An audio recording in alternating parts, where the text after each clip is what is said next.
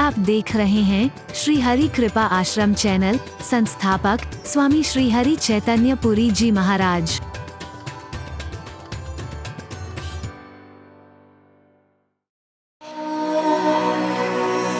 खुशबू के मौसम आएंगे, फिर चिनार की शाखों में पंछी घर अपना बनाएंगे। फिर राहों सजाने वाले फिर लौट के वापस आएंगे। फिर जन्नत की गलियों में सब लोग नगमा गाएंगे। रित खुशहाल गिनने मुद्रायो रो।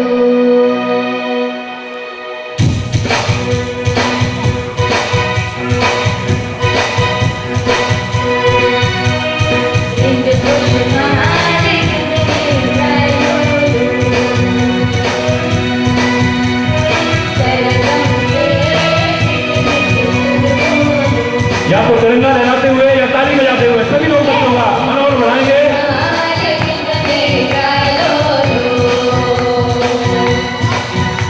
बहुत सुंदर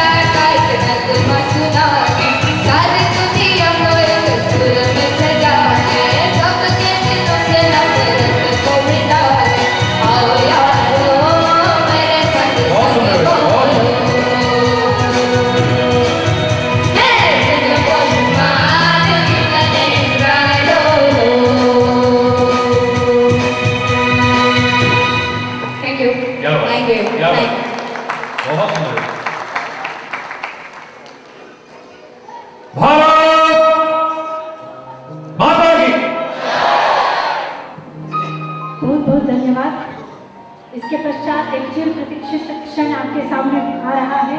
बहुत सुंदर।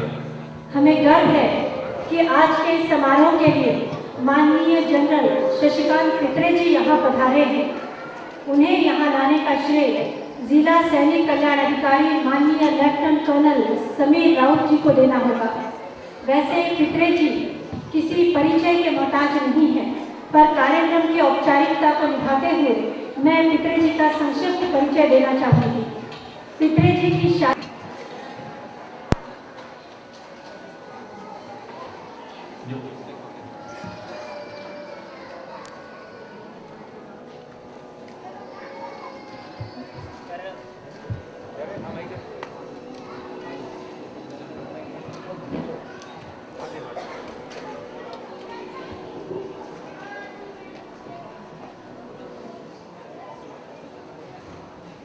सम्माननीय स्वामी हरि चैतन्य महाप्रभु जी,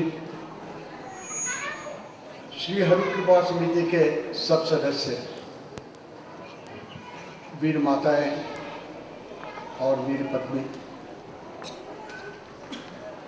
मेरे सामने उपस्थित जो गर्व से बैठे हैं वो सब भारतीय भाई और बहनों,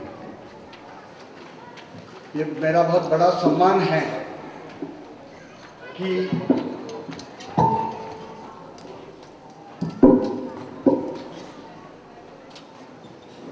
मेरा बहुत बड़ा सम्मान है कि इतने देश प्रेम के, देशभक्ति के कार्यक्रम में मैं शरीक हो सका हूँ। मेरे ख्याल से मेरे करियर में शायद ही मैंने इतना उत्साह, इतनी देशभक्ति और इतना प्रेम देखा है। स्वामी जी को मैं सवेरे से मिला हूँ, उनके व्यक्तित्व से मैं बहुत प्रभावित हूँ। स्वामी जी, मैं आपको बताना चाहता हूँ कि आप संत नहीं हैं, राष्ट्र संत हैं। आप देश की सेवा कर रहे हैं। आपने जो आज किया है, और मैं मुझे उन्हें सवेरे जो बताया, ये 70वां कार्यक्रम है और ऐसे अनेक कार्यक्रम पूरे साल में होते रहे। मेरे वतन के लोगों, भारतीय नागरिकानों, घासो अड़तो ओठी, ये जब गीत गाए जाते हैं, ये सिर्फ जंग के दौरान में गाए जाते हैं। एक जंग खत्म हो गया, जवानों की सब याद किसी को भी नहीं आती। जब मैं अभी वीर माताओं को देख रहा था तो सच ही मेरे लिए बहुत भावपूर्ण मेरे आंसू नहीं रोक पाता था, जिन्होंने अपने सबसे प्यारे जान को देश पर न्यौछावर किया है। ऐसी माताएं, ऐसी वीर पत्नी जब हम देखते हैं तो बहुत गर्व होता है। भारतीय सेना ये आज पूरे जग में एक अव्वल सेना है। इस पर हमें नाज है, इसमें गर्व है। हमने जब से हमें आज़ादी मिली है तो 3 बड़े जंग पाकिस्तान के साथ हुए हैं।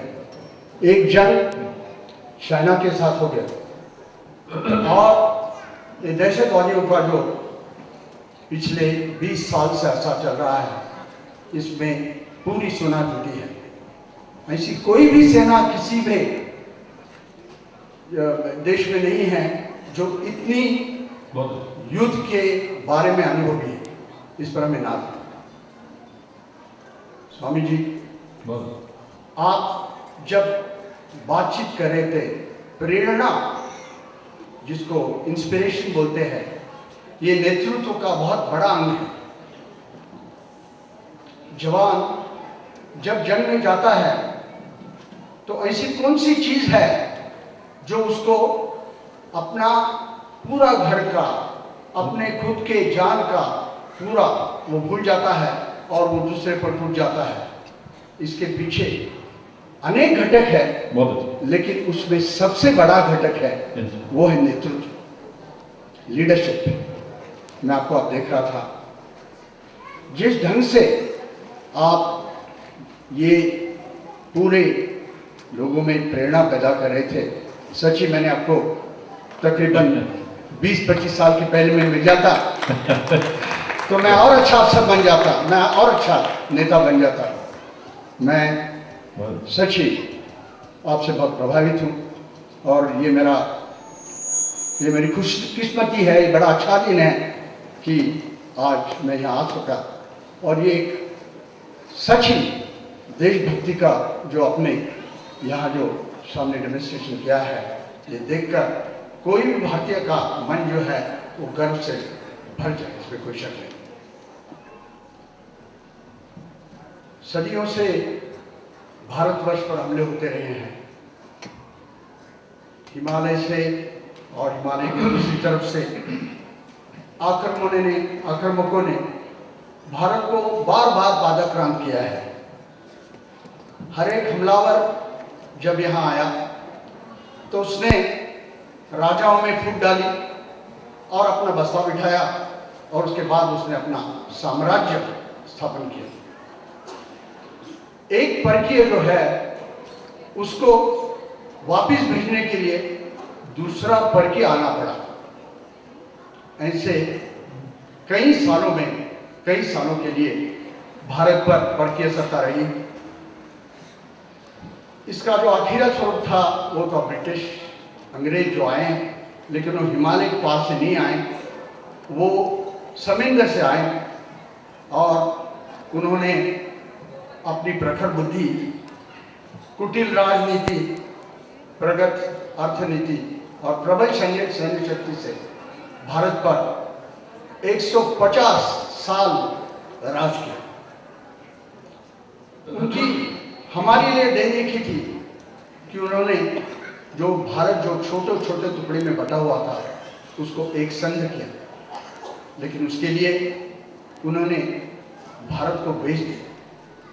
हमारे यहाँ जो कच्चा माल था वो अपने देश में ले गए और उसका जो पका माल था वो हमें ही वापस बेच दिया और उनकी सत्ता तो चलती रही। ये जो अंग्रेजों ने हमें सिखाया कि जब तक आप एक नहीं हो जाते, अभी एक बच्चे ने बहुत अच्छा कविता पढ़ी कि जब तक भारतीय सोचते रहे कि मेरा प्रांत कौन सा है, मेरी भाषा कौन सी है, मेरा धर्म कौन सा है, जब तक ये आप सोचते रहोगे तब हम टुकड़े टुकड़े में बांटे रहेंगे। 1947 में हमें स्वातंत्र्य मिला, उसके लिए अनेक शहीद हो गए। जो लोग सोचते हैं कि भारत को स्वातंत्र्य मिला वो केवल एक जो राजकीय लोग थे उनके कारण मिला, वो शायद जो हमारे शहीद हैं उन पर अन्याय कर रहे हैं। भारत को स्वातंत्र्य जो मिला वह अनेकों से मिला और उसके बाद पिछले 60 साल में भारत ने बहुत बड़ी तरक्की की। जब हम पारतंत्र थे तो तकरीबन 100 साल से हम पूरे जगत के पीछे पड़ गए थे। अभी पिछले 60 साल में हमने बुलंद लोकशाही की नींव डाली है। हमारी सेना पूरे जगत में शायद नंबर 3 की सेना है। 1991 के 1991 के बाद 1991 के बाद हमें कामयाब अर्थशक्ति के स्वरूप से उभर आए हैं। कृषि, औद्योगिक क्षेत्र, शिक्षण, तंत्रज्ञान, ये सब हमने बड़ी तरक्की की है। भारत की तरफ पूरे जो देश है वो एक महासत्ता के तरफ देख रहे हैं। आपने आपको सुना होगा 2 दिन के पहले जब प्रेसिडेंट ओबामा ने हमारे पंतप्रधान मनमोहन सिंह जब यहाँ गए थे तो उनका जब स्वागत किया तो बोले कि मैं एक आणविक महासत्ता का अण्वस्त्र सज्ज महासत्ता के पंतप्रधान से बातचीत कर रहा हूं। यह अमेरिका थी, यही अमेरिका थी जो 1998 में जब हमने हमारा अणु विस्फोट किया तो उन्होंने हमारे पर निर्बंध डाले, सैंक्शंस डाले। यही अमेरिका है जो आज हमें एक महाशक्ति के स्वरूप में और एक अण्वस्त्र महाशक्ति के स्वरूप में स्वीकार कर रही है। इसका सिर्फ एक असूल है, इसके सिर्फ एक ही कारण है कि भारत एक शक्ति बन रही है और उसको शक्ति बनाने के लिए हमने सबने प्रयत्न करना है। लेकिन ये पड़ोसियों को नहीं जचता है। आज भारत में आम जनता वंचित है, विषमता से पीड़ित है, गरीब अमीरों के बीच में एक बहुत बड़ी दरार है। जातीयवाद, प्रांतवाद हमें तोड़ रहा है, भ्रष्टाचार हर स्तर में फैल रहा है, वो हमें अंदर से जला रहा है। पहले पैसे से आने वाली सत्ता और सत्ता से फिर पैसा, ऐसे एक भंवर में हम फंस गए। गुंडागर्दी और राजकारण जो अभी बताया गया, इन दोनों ने एक मिलावट की है। बहुत अच्छी चिंता पड़ी जिन्होंने गब्बर सिंह के बारे में बताया कि कहाँ जा रहा है, इसी के बारे में मैं निर्देश कर रहा हूँ कि गुंडागर्दी और राजकारण ये इकट्ठा हो रहा है और ये बहुत भयावह युति है। आप सोच रहे हो कि मैं ये घसा पिटा विषय आपके सामने क्यों रखा रहा हूँ, लेकिन इसका ताल्लुक है वो है राष्ट्रीय सुरक्षिता तक। राष्ट्रीय सुरक्षा ये आज का बहुत ज्वलंत विषय है। आप पूछेंगे कि राष्ट्रीय सुरक्षा ये किस पंछी का नाम है? बहुत लोग सोचते हैं कि राष्ट्रीय सुरक्षा यानी संरक्षण सज्जता, जो हमारा जवान है, जो फौज है, जो पुलिस है, वो सुरक्षा की पूरी हिफाजत करे। ये जो दृष्टिकोण है बहुत संकुचित है। राष्ट्रीय सुरक्षितता ये बहुत प्रगल्भ विषय है। राष्ट्रीय सुरक्षितता का मतलब क्या है कि राष्ट्रीय सुरक्षा का मतलब है कि ये राष्ट्रीय हितों का, नेशनल इंटरेस्ट जिसको बोलते हैं, उनकी हिफाजत करना। और हमारी नेशनल इंटरेस्ट सिर्फ सीमा का संरक्षण करना ये नहीं है। हमारी जो राष्ट्रीय हित जो है वो आर्थिक, सामाजिक, औद्योगिक, तांत्रिक और संरक्षण, ये सब उसके पहलू हैं। आप सिर्फ ये नहीं सोच सकते हैं कि भारत के पास अगर प्रबल सैन्य हो गया तो वो सुरक्षित रहेगा। आज ये जो पूरी दुनिया है, इसमें सुरक्षा की जो व्याख्या है ये इतनी बढ़ गई, उसका इतना विस्तार हो गया है कि जब तक आप आर्थिक, सामाजिक, औद्योगिक, तांत्रिक, ये सब तरह से जब तक आप बलिष्ठ नहीं हो, तब तक आप एक सुरक्षित राष्ट्र नहीं बन सकते। इसी कारण है कि जब ओबामा हमारे पंतप्रधान जी को बोलते हैं कि मैं एक महासत्ता के पंतप्रधान से बातचीत कर रहा हूं, इसका कारण यह है कि पूरे जगत को विश्वास है कि 21वीं सदी में भारत एक महासत्ता बनेगा। और ये सत्ता जो है ये तोड़ फोड़ से नहीं बनेगा। तो हमारे राष्ट्रीय हित कौन से है और राष्ट्रीय हित किसको कहलाया जाता है? राष्ट्रीय हित, नेशनल इंटरेस्ट की बारे में बातचीत कर रहा हूं मैं, एक हर एक राष्ट्र की खासियत होती है, हर एक राष्ट्र का एक शील होता है, नेशनल वैल्यू होती है। पाकिस्तान का राष्ट्रहित तो हमारा राष्ट्रहित नहीं है। अमेरिका राष्ट्रहित जो है उनकी बंदर के जैसे नकल करके हमारा राष्ट्रहित नहीं पैदा होगा। भारत का राष्ट्रहित क्या है ये हमने ही सोचना है। अगर आप शांति से बैठ जाते तो मेरा जो 7वां और एशिया में दूसरा है। हमारी लोक संख्या आज अगर 102 करोड़ है तो तकरीबन 2040 तक 2050 तक वो तकरीबन 150 करोड़ तक जाने वाली है।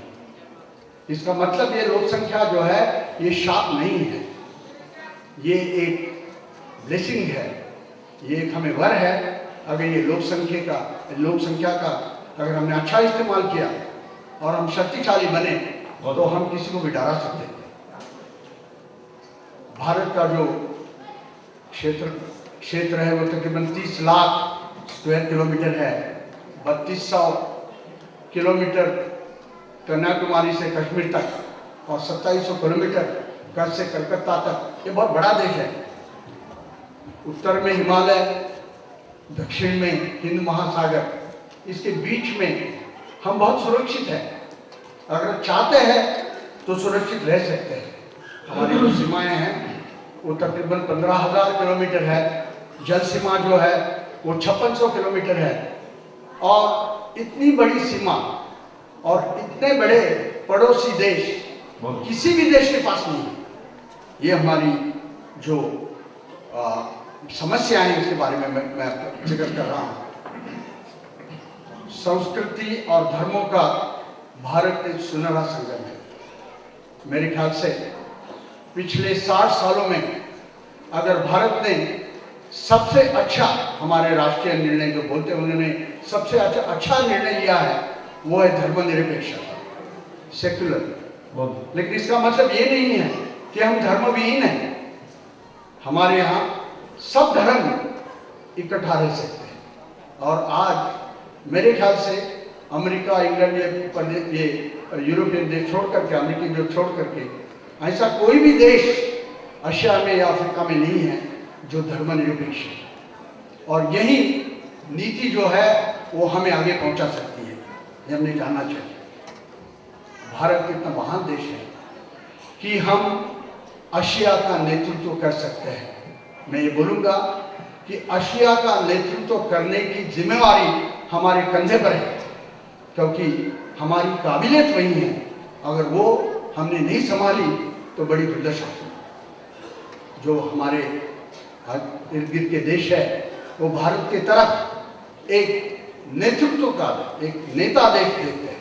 और मैं फिर दोहराना चाहता हूँ कि जब ओबामा बोलते हैं कि भारत एक महासत्ता बनेगी, इसका मतलब इसकी दखल जो है वो अमेरिका ने ली है। तो हमारे राष्ट्रीय हित क्या है? मेरे ख्याल से बहुत जल्दी से मैं बताना चाहता हूँ कि सबसे बड़ा हमारा राष्ट्रीय हित है कि हमने हमारे सार्वभौमत्व, अखंडत्व और एकात्मता की हिफाजत करनी है। ये तीन जो लफ्ज है ये बहुत महत्व के लफ्ज है। पहली हमारा सार्वभौमत्व, सॉवरेनिटी। कोई भी आदमी, कोई भी देश हमारे तरफ आंख उठाकर नहीं देख सकता है। अखंडत्व, ये पूरा भारत जो है, जो मैंने अभी बताया, कन्याकुमारी से कश्मीर तक, कलकत्ता से कच्छ तक, ये अखंड रहना चाहिए। वो जो लड़का बच्चा जो बोल रहा था कि कश्मीर मेरा है मैं वापस ले लूंगा, यही बात मैं बताना चाहता हूँ आपको। और एकात्मता की, अभी आपने सुना होगा कि चाइना में किसी ने एक लेख लिखा था कि भारत छोटे छोटे हिस्सों में बंटने वाला है, तोड़ने वाला है। ये उसकी कल्पना होगी। यही हमने करने से हमें रोकना है। और जब आप भाषा, प्रांत, धर्म, इसके बारे में आप भारत को बांटना चाहते हो तो यही हो। आज ये शहीदों के नाम पर हमें ये ध्यान रखना है। उसके बाद दूसरा राष्ट्रहित है कि हम आर्थिक, औद्योगिक और तांत्रिक प्रगति करें। ये बहुत महत्व की बात है। अगर हम आर्थिकता से दुर्बल हो तो हम एक महासत्ता नहीं बन सकते, हम एक शक्ति नहीं बन सकते। उसके साथ ही हमारे पास एक स्थिर लोकशाही, एक स्थिर राजनीति चाहिए और एक कार्यक्षम अर्थव्यवस्था चाहिए। ये हमारा राष्ट्रीय है। और आखिर में हमारा जो सेना दल है वो अग्रगण्य होना चाहिए। लेकिन जब मैंने आपको राष्ट्रीय बताए तो सेना दल का जो मैंने जिक्र किया वो सबसे आखिर में किया। तो ये जो हमारे राष्ट्रहित है, इनको आज कौन सी चुनौती दी जा रही है, इसके बारे में मैं बहुत थोड़े समय आपको बताना चाहता हूँ। सबसे बड़ी चुनौती जो है वो सामाजिक चुनौती है। आज हमारे 50% जो जनता है वो दरिद्र रेखा के नीचे है, 30% निरक्षर है, 4.5 लाख गांव ऐसे हैं जिनके पास पानी नहीं है, 40% गांव में रास्ते नहीं है, 2 लाख देहात ऐसे हैं जिसमें अभी तक स्कूल नहीं है। महंगाई जो बढ़ती जा रही है उससे जो रिलीफ जो है, उससे संरक्षण जो है वो सिर्फ 20% लोगों को मिलता है। बचे हुए 80% महंगाई से जब बढ़ते जाते हैं तो उनको तकलीफें होती जाती हैं।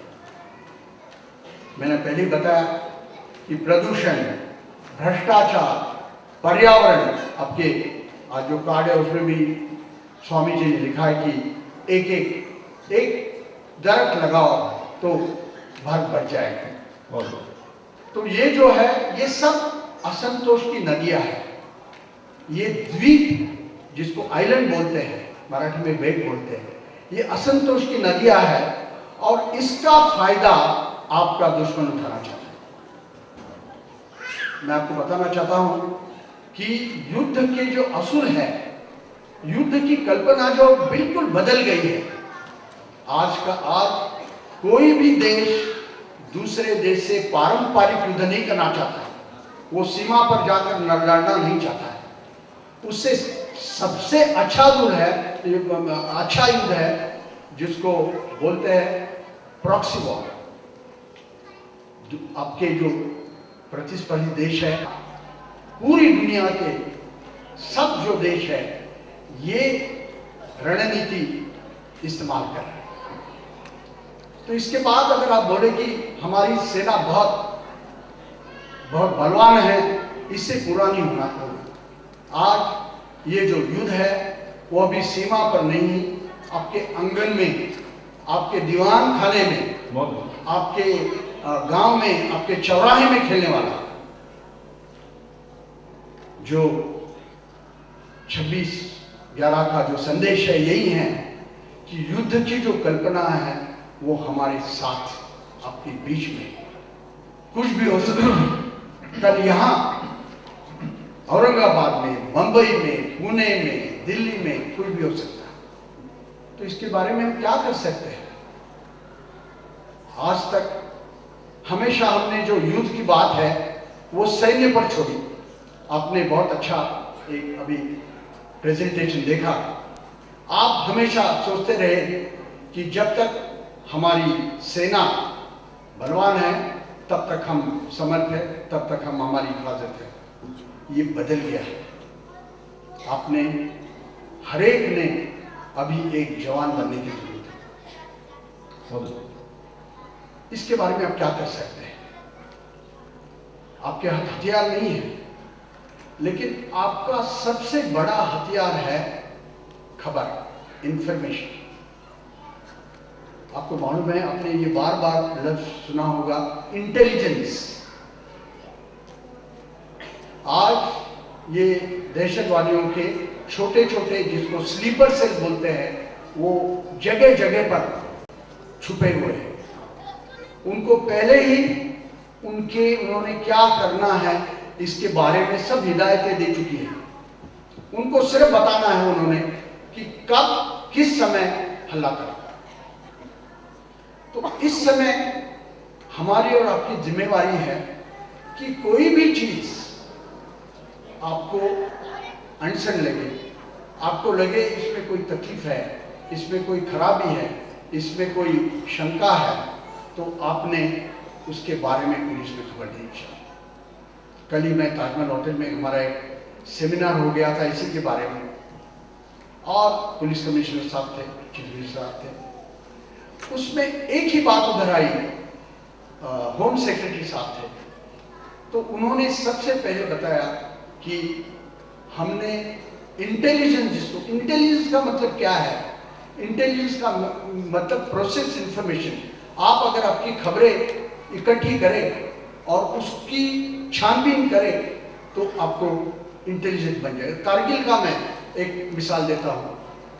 5 मई 1999 में एक जिसको जो वहाँ काम कर रहा था, जो अपनी गायें चरा रहा था, अपनी मेंढियाँ चरा रहा था, वो आ गया। उसने बोला कि साहब वहाँ कुछ हमने ऐसी हरकत देखी है जहाँ कुछ वहाँ टेंटे उल्टे लगे हैं। दूसरी खबर आई, उन्होंने बताया कि वहाँ का जो एक मेडिकल शॉप था, उसमें जो ड्रेसिंग का सामान था, उसमें जो मेडिसिन थे, दवाएं थी, वो यकायक किसी खरीद ली है। और एक पता चला कि यकायक कारगिल के बाजार से पूरा ब्रेड, पूरा खाने का सामान बहुत कम हो गया और लोग ले जा रहे।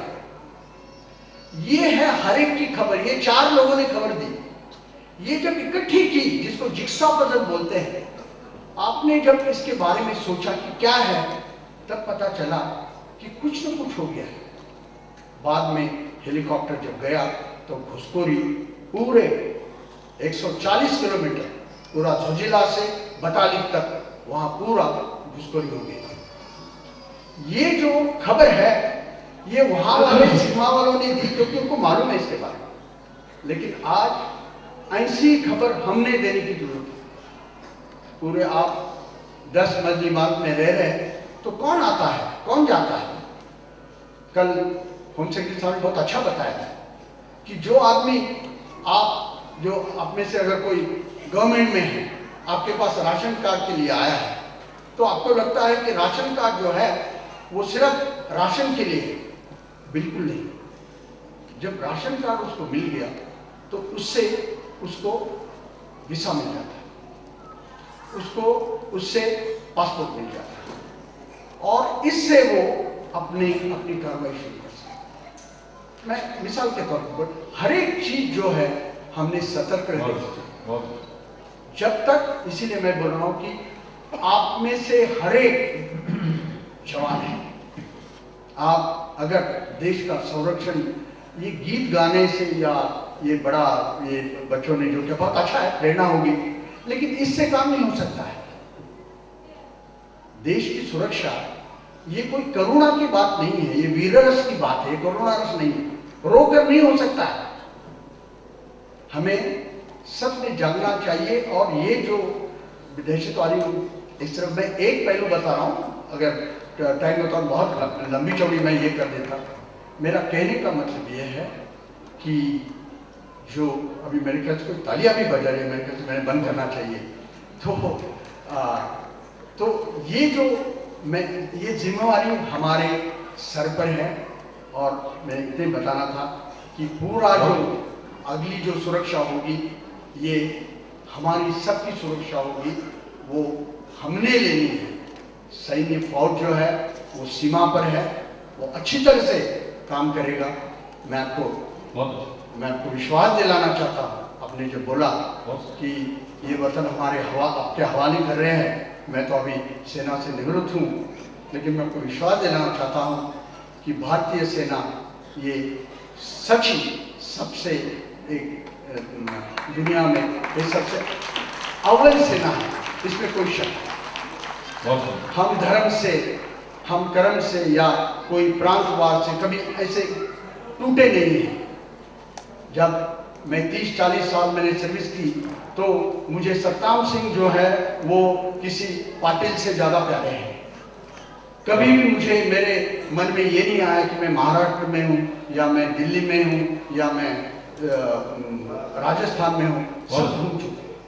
तो ये जो चीज़ है ये सेना है। आज सेना की कार्यनिष्ठा जो है, एकात्मता जो है, धर्मनिरपेक्षता को जो है, इसका कोई मिसाल नहीं है। और यहीं आप जब पाकिस्तान की सेना को देखेंगे, उनको एक धर्म की सेना बनाया गया तकरीबन जब जियाउल हक जब थे 1986 में, और आज उनकी क्या हालत है वो आप देख सकते हैं। ऐसी हालत कभी भी भारतीय सेना की नहीं होगी। तो ये सेना आपके सर्वोच्च सुसज्ज है। इसका मतलब ये नहीं है कि सेना नहीं है, लेकिन युद्ध का पूरा प्रकार बदलने के कारण, पूरा ढांचा, पूरा तरीका बदलने के कारण ये युद्ध जो है वो हमारे आंगन में आ गया है, और उसके सामने जाना, उसका सामना करना, ये हमारा काम है। और मुझे विश्वास है कि आप सब करेंगे। ये आज जो देखा, अगर आप चाहते हैं, अगर आपका फौज पर प्यार है, तो मैं और एक आपको तरीका बता सकता हूँ कि 7 दिसंबर को एक फ्लैग डे होता है। जो जवान सर्विस में काम कर रहे हैं, जो जवान कार्यरत है, उनको तो सरकार देख रही है, लेकिन जो जवान सेवानिवृत्त हो गया है उसके तरफ कौन देखेगा? ये आपने देखना है। 7 दिसंबर को जितना हो सके तो आप ये जो पूर्व सैनिकों के लिए आप योगदान कर सकते हैं। और उसका मैं आपको बताना चाहता हूं कि जो निवृत्त सैनिक है, उनके तरफ देखकर आपके जवान की प्रेरणा बढ़ती है। कोई भी जवान सोचता है कि क्या मैं जब निवृत्त हो जाऊंगा, क्या जब मैं शहीद हो जाऊंगा, क्या मेरे बच्चों की, माँ की, मेरे बीवी की वो देखभाल करेंगे? आज स्वामी जी जो कर रहे हैं ये बड़ा देश कार्य है। ये जब जवान को समझेगा तो उसमें प्रेरणा आएगी, उसमें एक सुरक्षा आएगी कि अगर मुझे कुछ भी हो गया तो देश मेरे तरफ देखेगा। आपने जो आज काम किया है वो देश कार्य है। इसलिए मैं सबसे पहले बोला कि स्वामी जी से मेरी दरख्वास्त है कि आप जो कर रहे हैं वो देश कार्य कर रहे हैं। आप देश संत हैं, राष्ट्र संत हैं, और उनके ये कार्य में उनको मैं कामयाबी, मैं खुदा से प्रार्थना करता हूँ उनको कामयाबी मिले। ऐसे संत जो हो जाए, जो हमारे पर एक साया डाले, जिससे हम और बढ़ सकें। आपने ये सब सुन लिया, बहुत देर हो गया है। मैंने सोचा बीच में जब लाइट हो गए तो मेरा अभी कोई बोलने का मतलब नहीं है, तो आपने बहुत ध्यान से सुन लिया। मैं बहुत शुक्रगुजार हूँ स्वामी जी। मैं आपसे नतमस्तक हूँ। आपने मुझे बुलाया, आपको देखकर मैं तो बहुत बीत चुकी है, तो मुझे प्रेरणा मिली है। और आपका जो संदेश है मैं जितना हो सके तो हमारे जवानों की तरफ पहुंचाऊंगा। मैं बहुत छोटा आदमी हूँ, लेकिन मैं मैं आपको बधाई देता हूँ कि आपने आज जो देश प्रेम दिखाया है इसकी कोई तुलना नहीं।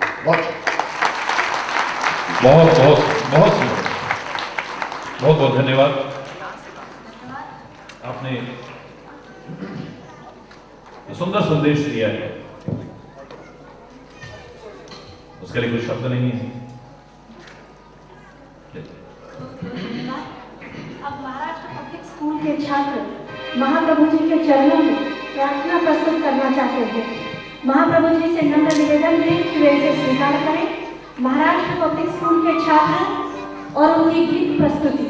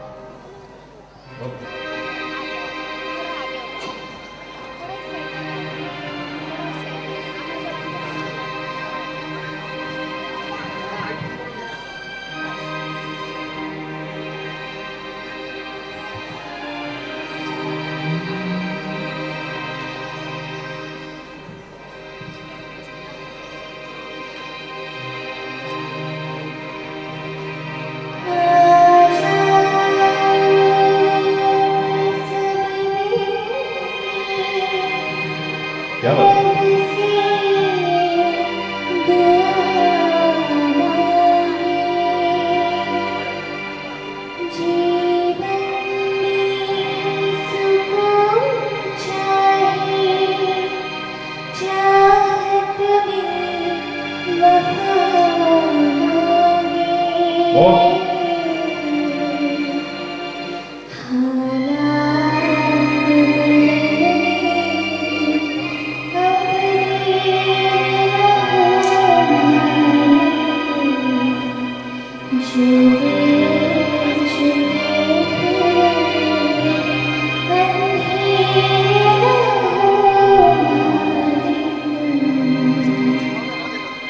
लहराते हुए सभी तिरंगा लहराते हुए बहुत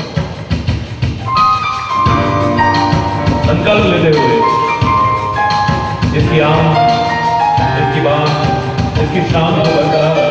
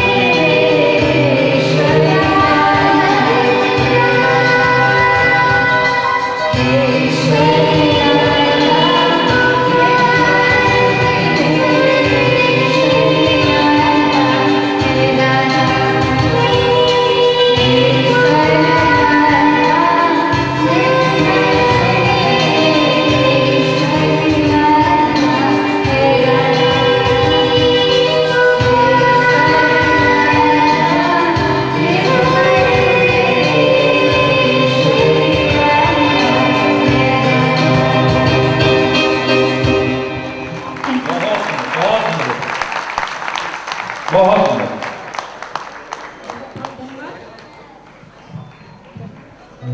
अब एक विशेष कार्यक्रम इंद्र जिमिजुम्ब पर बाढ़ सुवंग पर रावण सदम्ब पर रघुकुल राज है पौन वारी वाह पर शंभु रतिनाह पर जो सहस्त्र बाह पर राम द्विजराज है दावा ध्रुव दंड पर चीता मृग झुंड पर भूषण विकुंड पर जैसे मृगराज है तेज तम अंश पर कन्हैया जिन कंस पर क्यों म्लेच्छ वंश पर शेर सर्जा शिवराज है।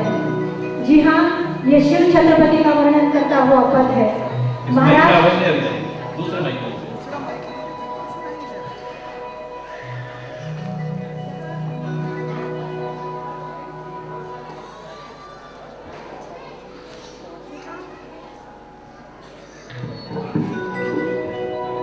जी हाँ, यह शिव छत्रपति का वर्णन करता हुआ पद है।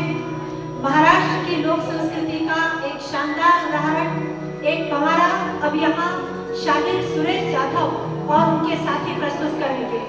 निश्चयाचा महामेरू सकळ जनांसी आधारू अखंड स्थितीचा निर्धारू श्रीमंत योगी यशवंत कीर्तिवंत आचारवंत विचारवंत नीतिमंत पुण्यवंत जाणता राजा शिव छत्रपति को प्रणाम करके सुरेश जाधव और साथियों को मंच पर निमंत्रित करती हूँ पवारा गायन के लिए।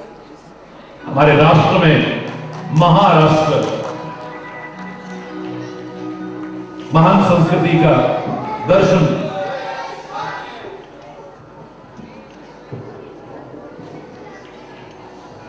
स्वागत है। ताली बजा करके स्वागत करिए।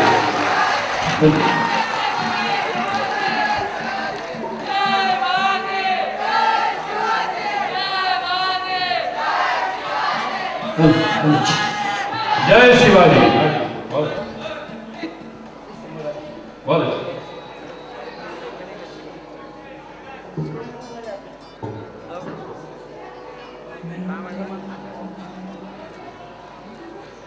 ऐसा नहीं करें।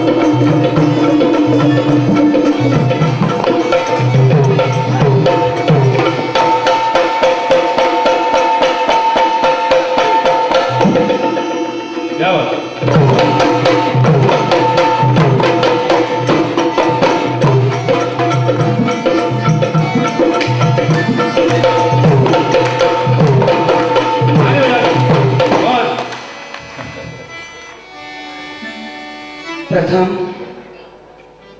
या भारत देशासाठी ज्या वीरांनी आपल्या प्राणाची बाजी लावली अशा सर्व माझ्या वीर मर्दांना या शाहिराचा मानाचा मुजरा।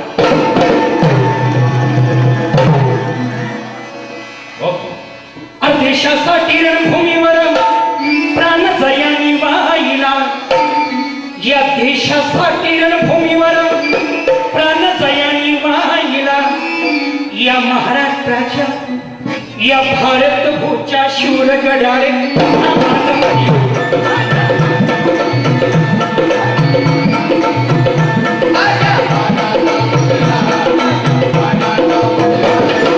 देशासाठी रणभूमीवर प्राण जयानी वाहिला महाराष्ट्राच्या शूर गडारे पुन्हा मातंगी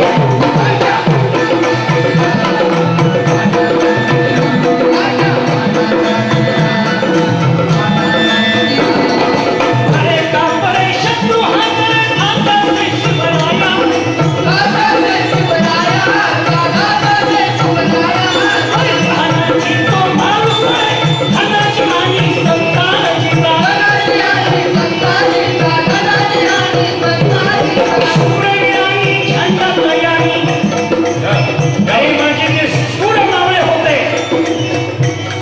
देशासाठी आपल्या प्राणांची बाजी लावली असे हे माझे शूरवीर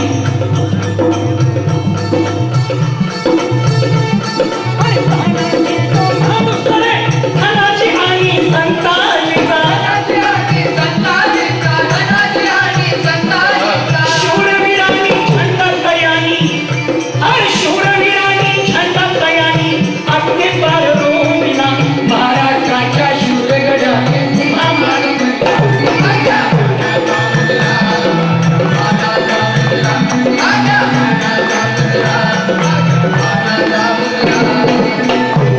या वीर मावळ्यांना मानाचा मुजरा केल्यानंतर छत्रपती शिवाजी राजे हा महाराष्ट्र हा संतांच्या पदस्पर्शाने पावन झालेला माझा मरितामध्ये दंड ठोकून हिंद केसरी मिळवलेला माझा प्रांत समान बाजूच्या मार्गाने आगेकूच करणारा माझा प्रांत तो प्रांत म्हणजे हा महाराष्ट्र हा शिवरायांचा महाराष्ट्र आहे पण या जवानांचं गुणगान गात असताना मला सुरुवातीला वर्णन करावंच वाटतं त्या अब्दुल हमीदचं पॅटर्नचे रणगाडे ज्यावेळी माझ्या मायभूमीमध्ये येत होते त्यावेळी अब्दुल हमीदने विचार केला की हे जर रणगाडे माझ्या मायभूमीमध्ये घुसले तर हजारो माझ्या माता भगिनींच्या कपाळात मग एक अब्दुल हमीद पाणी आला तर चालेल आणि काय झालेलं आहे गुलावर फेकी गोळ्या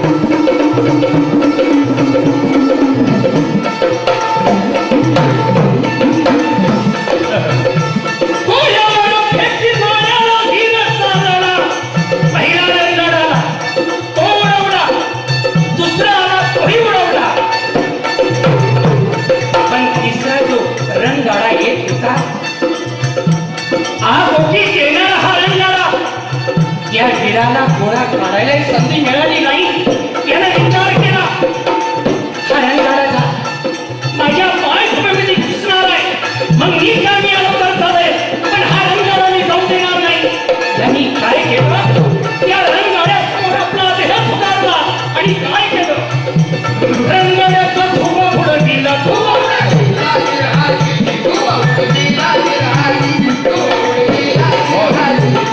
माझ्या मावळ्यांना आठवण यायला लागली माझ्या शहीद जवानांना आठवण यायला लागली धनाजी माळुसऱ्यांची ज्यावेळी आमच्यावर आक्रमण झालं त्यावेळी तरुण म्हणत आहे कमल कुमारीसाठी धनाजी आधी आला कर आला पण सिंह गेला राजे म्हटलंय या भारत देशासाठी या माझ्या मायभूमीसाठी आपण शहीद होतात म्हणून ऐकणारे माझ्या तरुणाला विनंती आहे एक दिवस जगा आपण वाघ म्हणून जगा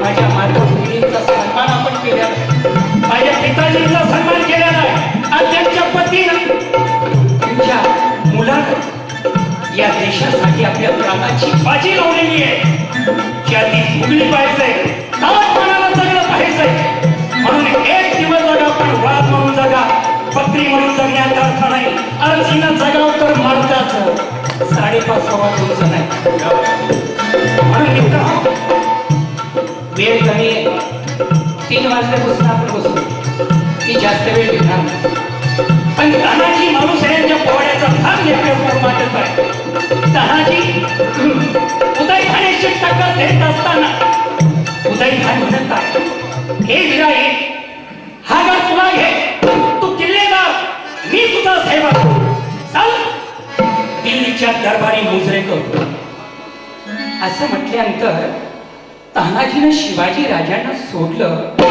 आणि तो काय मोगलाला मिळाला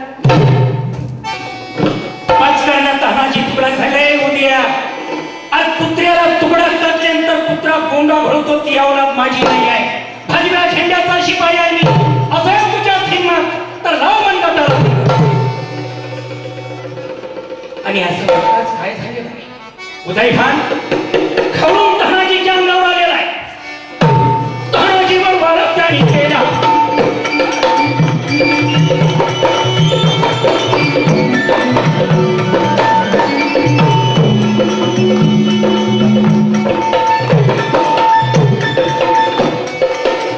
मी नेहमी माझ्या कार्यक्रमामध्ये सांगत असतोय, तानाजीवर वारं त्याने केला. आणि वर घेतो वारणारा उदयभानच्या जबर हल्ल्याला.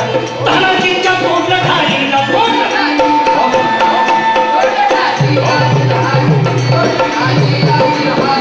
तानाजीची धाव मोठी म्हणून तानाजी थांबला नाही. कंबरीच्या काढून शेल्याला हाताला शेला गुंडाळीला. शेल्यावर घेतो माराला उदयभानच्या जबर हल्ल्याला. तानाजीचा हात घोडविला.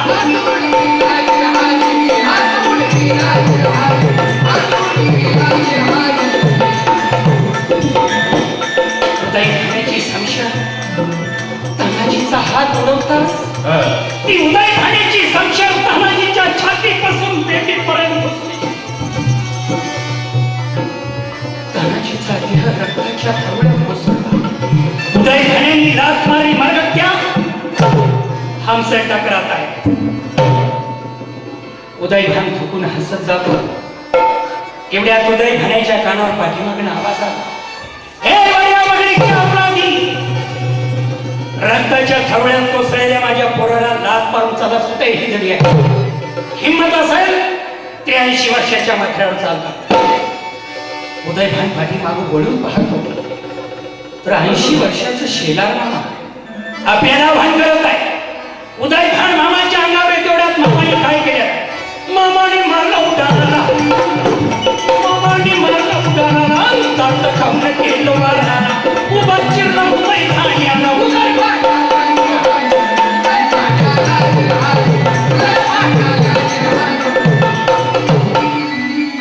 मावळे पळायला लागले मोठे. पळून जाणाऱ्या मावळ्याला सूर्याजी म्हणत आहे, बाप पडला म्हणून पळता कुठे इकडे आलो. गडाचा दोर तुटल्याला उड्या मारून म्हणायला लागेल. पण इकडे काय झाले?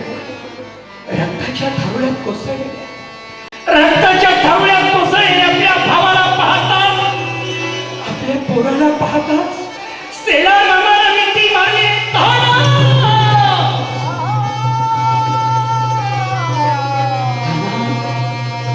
त्यांना काय सांगणार तुझ्या भक्तीला? काय सांगणार पाहतात?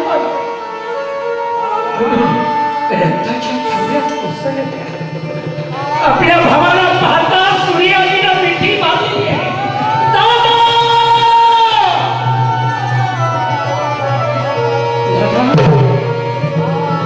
दादा रायबाई तरी विचारलं, काका काका आबा कुठे? काका आबा कुठे? तर मी काय सांगणार? वहिनीने जरी विचारलं, भाऊजी भाऊजी ती कुठं आहे? तर मी काय सांगणार? बहिणी तुम्ही तुमच्या कपाळाला कुंकू लावू नका. तोंडाला सांगणार दादा.